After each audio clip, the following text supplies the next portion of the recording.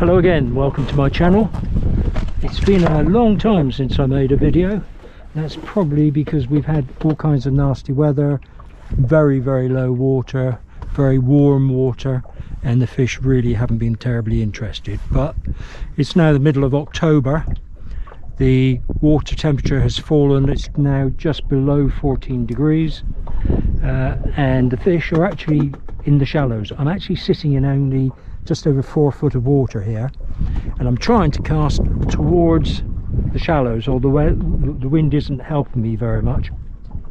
I've got at the moment a very slow sink line. This is 1.5 inches a second, which obviously it needs to be to not ground out in such shallow water. And we're using blobs today. We're going to use a tequila blob on the top dropper. I'm using one of my coral tadpoles on the middle dropper, and at the moment I've got a white booby on the point because they're fry feeding as well as Daphnia feeding, and I'm just seeing if I can tempt them with a white booby. Now I've had half a dozen fish already, so I know there's fish here, so let's just see if we can tempt a couple more. I'm having to stand up for this because I'm trying to get across the wind to see if I can get as shallow as I possibly can, and you can see that it's actually not all that easy to get into the shallows. Now as soon as I cast, I'm going to do a couple of quick tugs just to get that booby making splashes in the water, and then it's a fast figure of 8 for the retrieve. If this hasn't worked, and I haven't had anything on the white booby, although I had a tequila booby on before and did take a couple on that, so I'm just experimenting to see if this white booby will do anything.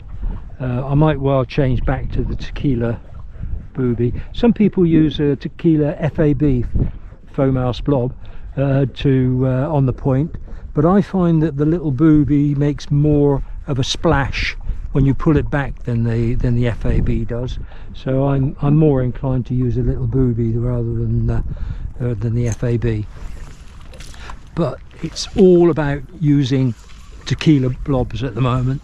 They are, without a shadow of a doubt, feeding on both fry and on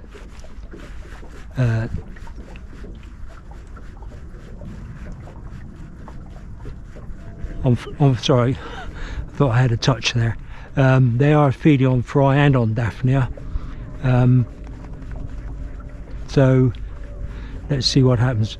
I'll change over to I think I'm going to change back to the tequila blob, tequila booby, because I haven't had any touches or anything on the white booby, although I have had 2 on the tequila blob since I did change over. So we'll just move back onto that. So let's finish this retrieve, and then I'll just change that point fly.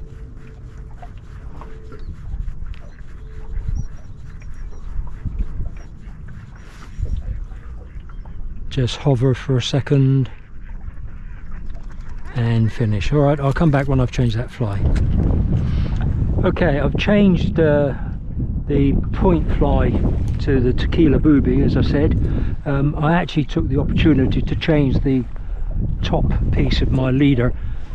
I found a wind knot in it. There's your tequila booby. And the easy thing about this is when I use my rings that you know I love so much, it's very easy just to change one piece of your leader if you find a wind knot or a weakness in it. So let's try again. First of all, I'm just going to cast straight out in front of me.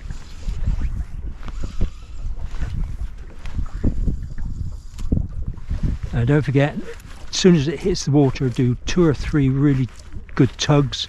If you see a V-wake or a disturbance in the water when you're pulling, don't stop pulling, keep pulling, because you've attracted a fish that's on the surface and is coming in to investigate, and you can actually make it chase and take your fly.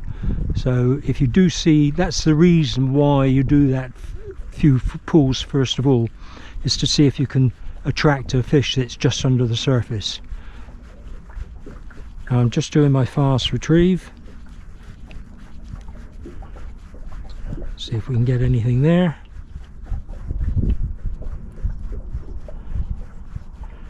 So there's no counting to 30 or anything like that, it's just straight out and bring it straight back in again.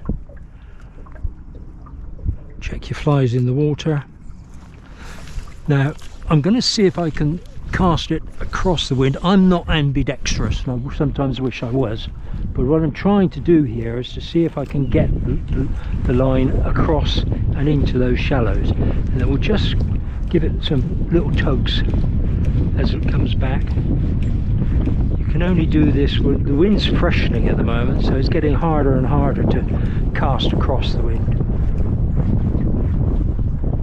And try a couple more of those, because I know there's fish in there.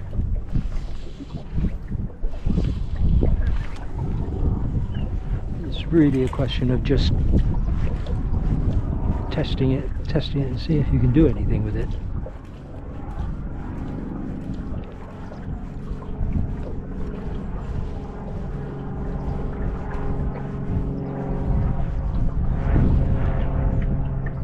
Let's see if we can cast slightly across the wind then. We're going to see if I can cast towards the guy in the high-vis jacket.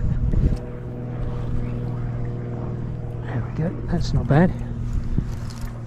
Now do a few quick turns. There we go. And now our fast retrieve.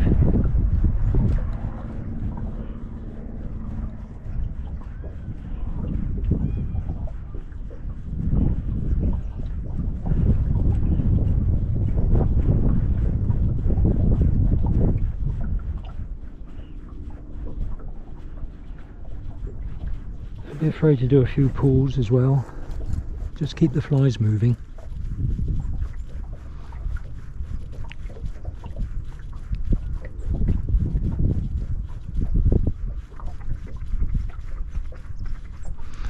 One of the ones I had earlier was a nice, very nice fish. I think it probably went to about 6 pounds. So there's a lot of good fish around at the moment.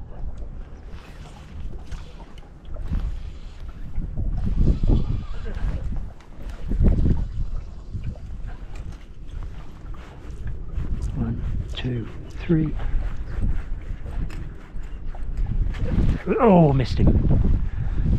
I saw the movement in the water.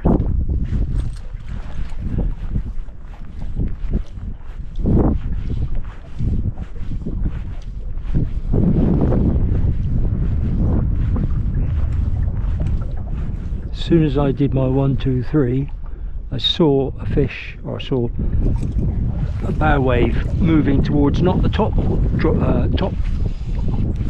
fly, not the point fly, but one of the droppers.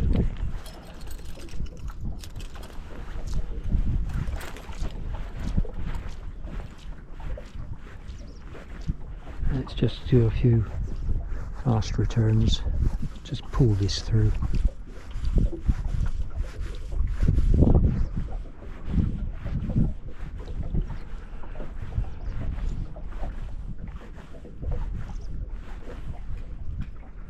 There's not much finesse about this in comparison to, say, buzzer fishing.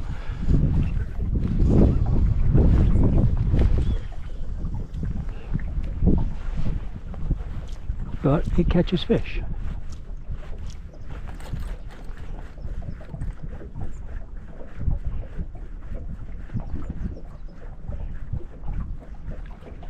There's one moving behind me.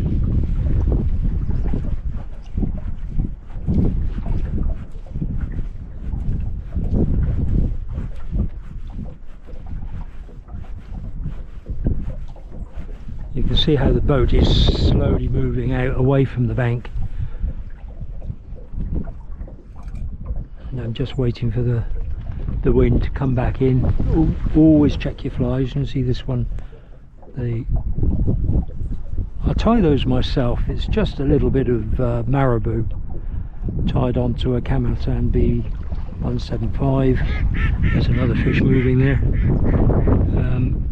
And they absolutely love that for some reason. It's just a marabou, it's coral, and it takes about 30 seconds to tie up. So it's very, very simple. but it catches fish.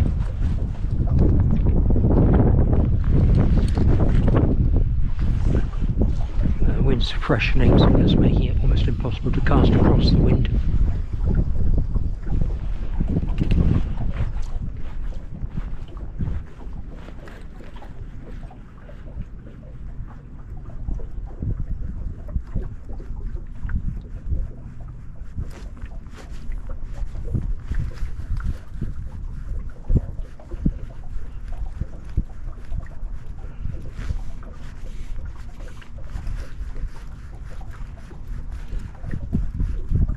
Sometimes you just have to take your opportunity of when the wind changes very slightly to give you that opportunity to cast across.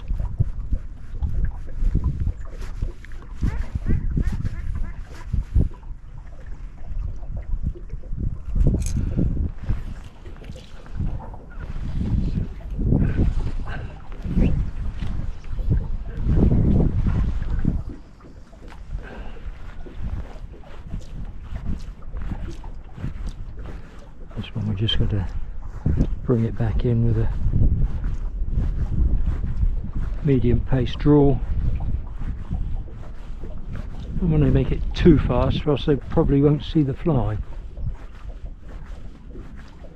Although there's a guy here who fishes regularly, and he catches most of his fish on this method doing a roly-poly, which is very fast retrieve. So I suppose it's different strokes for different folks.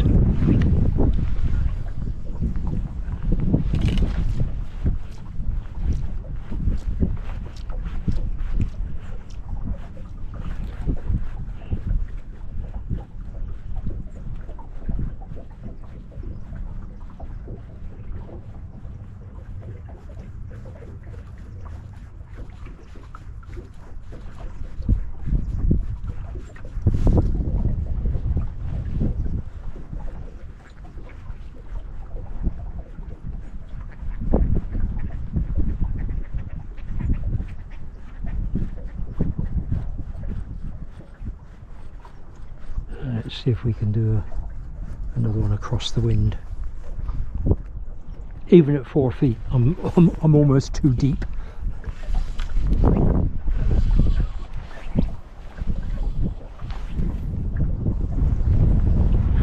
don't think that's going to work very well.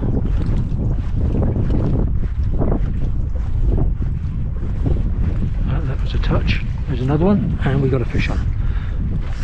So even that little cross, oh, I've got two on.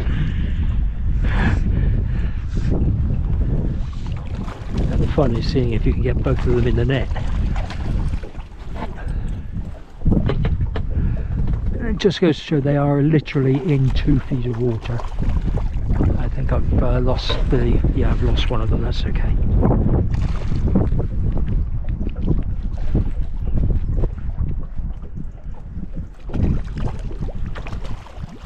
I am using barbless hooks, so if it does come off, that's fine, I'll still count it.